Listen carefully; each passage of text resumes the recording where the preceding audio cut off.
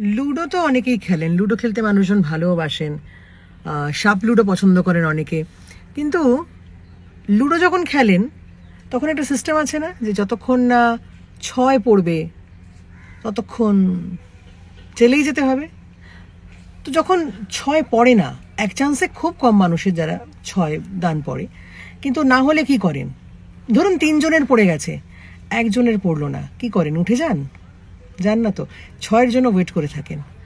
তাহলে যে কাজটা করছেন সেটা যখন বাধাপ্রাপ্ত হচ্ছে, তখন আপনাদের ওয়েট করতে সমস্যা কোথায়, তাই না? 3 জন বেরিয়ে গেছে, 3 জনের 6 দান পড়ে গেছে, গুটি কাটাকাটি শুরু হয়ে গেছে, আপনি বসে রয়েছেন। উঠে যাবেন খেলা ছেড়ে? তা তো না। যদি খেলা ছেড়ে না ওঠেন, তাহলে সমস্যা ফেস করে এগোতে পারছেন না কেন? নাম্বার 1। নাম্বার 2, সাপ লুডো খুব মজায় খেলা যায়।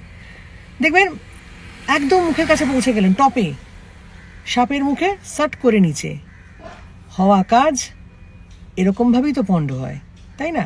ভীষণ এক্সপেকটেশন রেখেছেন, কাজ হয়ে যাবে, হলো না। তখন কি করেন? সাপ লুডো খেলতে বসে কি উঠে পড়েন, নাকি আবার আবার আবার চেষ্টা করেন?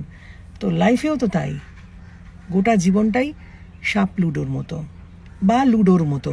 চেষ্টা ছাড়লে তো হবে না, চেষ্টা চালিয়ে যেতে হবে। খেলতে মজা লাগে, বাস্তবে অ্যাপ্লাই করতে হবে তো।